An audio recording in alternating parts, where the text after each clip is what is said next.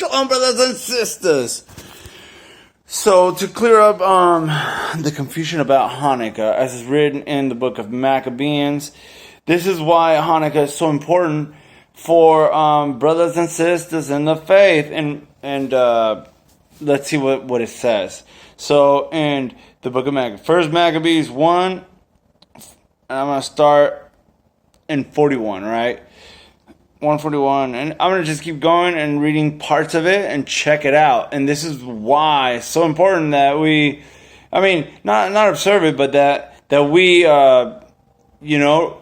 keep cleaning our temples, basically, because that's what's up, right? So, all right.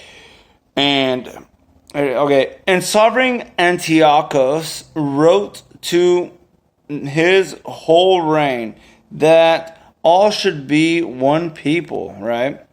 This is the one world order coming from the enemy, from, Gentiles, right? And everyone should leave his Torah, right? His laws. So all the Gentiles agreed according to the command of the sovereign. Even many of the Israelites also agreed to his belief, and slaughtered to idols and profaned the Shabbat. See what's going on here, right? For the sovereign had sent letters by messengers to Jerusalem and the city of Yehuda that they should follow the foreign Torah of the land, the foreign laws, right, of the land, and forbid burnt offerings and slaughterings and drink offerings in the Hannukah in the temple, and that they should profane the Shabbathot, the set apart times, and festival days, and pollute the Mikdash and Kodesh people, put up altars and Asherim and temples of idols, and offer pig's flesh and unclean beasts, that they should also leave their children uncircumcised and make their beings abominable with all matters of uncleanness and abominations. Right? Okay, hold on. Let me see. It's crazy, right? So that they might forget the Torah and the chart and change all the laws. So Antiochus Epiphanes, he wanted you to forget the Torah of Elohim and to become polluted, unclean, and to get other laws, get other instructions, right? Sounds like the snake, right? Oh, yeah.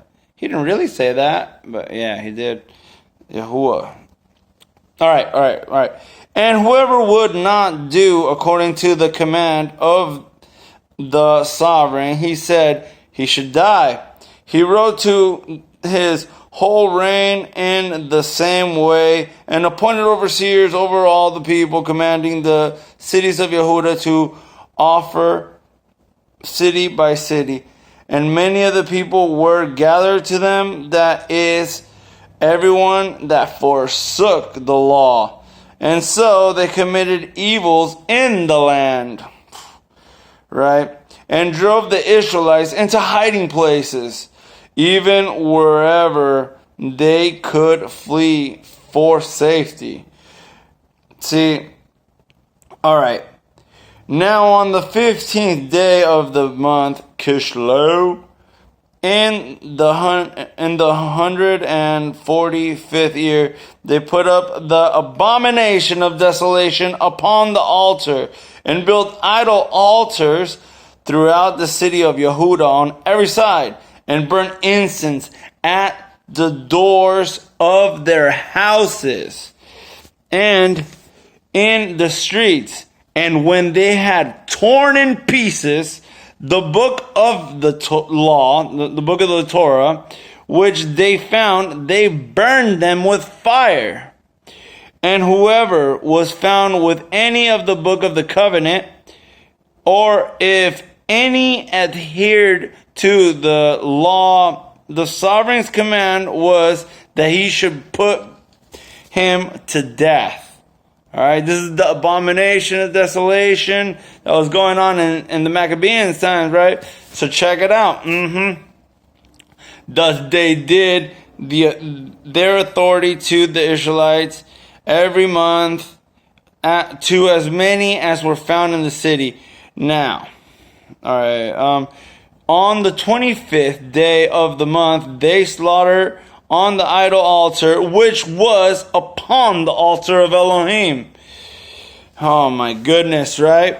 All right, but long story short, this is what happens, right? In those days, Matityahu, the son of Yohanan, the son of Shimon, a Kohen of the sons of Yoyarib, came from Jerusalem and dwelt in Modin.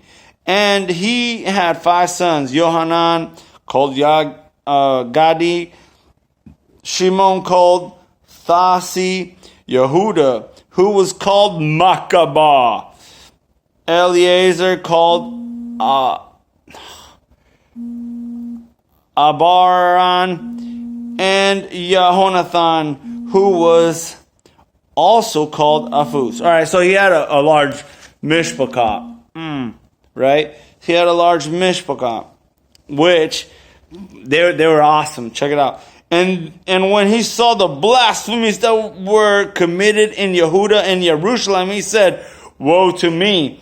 Why was I born to see this mystery of my people and of the Kodesh city, and to dwell there? When it was delivered into the hand of the enemy, and the Mikdash into the hand of foreigners." He's like, oh, he's pissed, right? All right, and then, so, on number 17, chapter 2, 17, Maccabees, right? Then the sovereign officers answered and spoke to Matityahu in this way: "You are a ruler and an honorable and great man in this city, and strengthened with sons and brothers.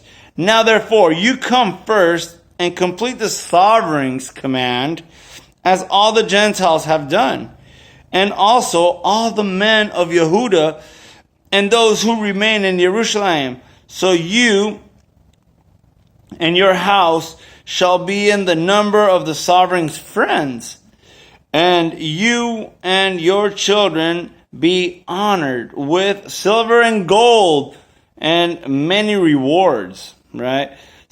They were trying to buy out Kodesh people. Check it out. Then Matityahu answered and spoke with a loud voice: "Though all the nations that are under the sovereign's reign obey him, and everyone falls away from the belief of their fathers and gives consent to his commands, still my sons and my brothers and I will walk in the covenant of our fathers. Elohim forbid that we should forsake the Torah and the laws. We will not listen to the sovereign's words to go from our belief either to the right or to the left." Now, when he had finished speaking these words, one of the Yahudim came in the sight of all to offer on the altar which was at Modin, according to the sovereign's command. Right? When Matityahu saw this matter, he burned with ardor, and he trembled within. Neither could he refrain to show his wrath according to righteousness. Therefore he ran and slew him upon the altar. At that time he also killed the sovereign's commissioner, who compelled men to offer, and he pulled down the altar. Thus he dealt with the ardor for the law of Elohim, as Phinehas did toward Simri, the son of Salu. And Matityahu cried throughout the city with a loud voice, saying, "Whoever is ardent for the Torah and continues in the covenant, let him follow me."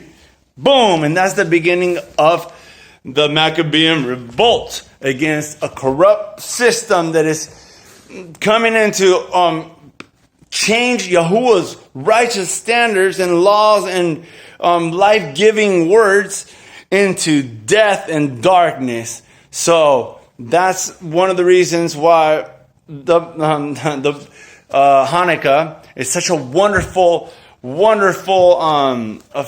appointed time, right? Because it reminds us that we are not going to stand for the nonsense of darkness of this world, the age, or Gentiles, right? That we are going to be ardent to our Elohim and observe His Torah. So, and we could find out later on if we keep on reading that Yahuwah is the one delivering them from the darkness, and it's just incredible how the story unfolds. So that's why the book of Maccabees, the Hannukah, is celebrated, because we take out all the nonsense that this world and Prince of Darkness wants to put upon you, and turn back to our King of Light in Yahuwah, Yahushua HaMashiach. Shalom.